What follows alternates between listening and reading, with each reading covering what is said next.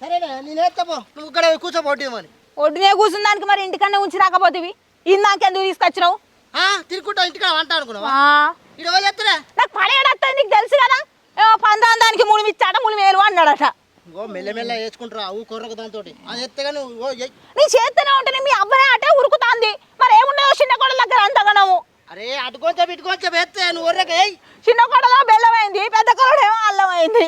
ఏం కలగనే అయ్యో నువ్వు బాగా ఎత్తమని రమ్మన్నారు, లేకపోతే నిన్నెందుకు రమ్మంటారు?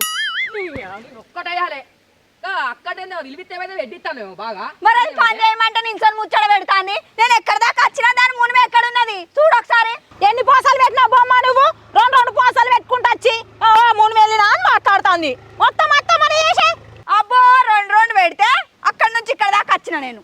మరి దానికైనా పని చేస్తుంది లండు చూడటానికి మొద్దులు ఎక్కున్నాను కానీ దానికి పని చేసే శాత కాదు. అవు నాకు పని చేయ శాత కాదు, మరి నీకు బాగా చేయొచ్చు కదా. మరి అందుకే 2-3 మునుగులు వెళ్తివి. పని చేయరాంది కూడా నాకే చెప్తాంది నీతులు. వదినే దానికంటే బుద్ధి లేదు, నీకు లేదా? అది చిన్నది.